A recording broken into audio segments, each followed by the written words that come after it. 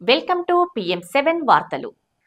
Tollywood hero Allu Arjun arrest వివాదం ముగియక ముందే తెలంగాణ ప్రభుత్వం మరో సంచలనానికి తెరలేపింది. ఇప్పటికే హైదరాబాద్ లో అక్రమంగా చెరువుల్ని, పార్కుల్ని ఆక్రమించుకున్న వారిపై బుల్డోజర్లతో కూల్చివేతలకు దిగుతున్న ప్రభుత్వం ఇవాళ ఇద్దరు ప్రముఖుల ఇళ్లను హైడ్రాతో మార్కింగ్ వేయించింది. ఇందులో ఒకరు సినీ ప్రముఖులు, మరొకరు రాజకీయ ప్రముఖులు. త్వరలో వీరి ఇళ్లను కూల్చివేసేందుకు సిద్ధమవుతుంది. హైదరాబాద్ లో ఇవాళ సినీ నటుడు నందమూరి బాలకృష్ణతో పాటు కాంగ్రెస్ మాజీ మంత్రి కుందూరు జానారెడ్డి ఇంటికి హైడ్రా అధికారులు స్వల్పంగా మార్కింగ్ వేశారు. కేబీఆర్ పార్క్ చుట్టూ ఫ్లైఓవర్, అండర్ పాస్ నిర్మాణాలకు ప్రభుత్వం ప్రణాళికలు సిద్ధం చేసింది. ఈ నేపథ్యంలో వీరి ఇళ్లతో పాటు పలు నిర్మాణాలకు హైడ్రా అధికారులు మార్కింగ్ చేసినట్లు తెలుస్తుంది. దీంతో కాంగ్రెస్ ప్రభుత్వ తీరుపై బాలయ్య, జానారెడ్డి మండిపడుతున్నట్టు సమాచారం.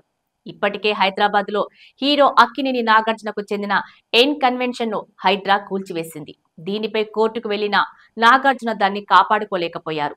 ఇప్పుడు బాలయ్య, జానారెడ్డి ఇళ్లకు మార్కింగ్ వేయటంపై వీటి విషయంలో ప్రభుత్వం దూకుడుగా ముందుకెళ్తుందా?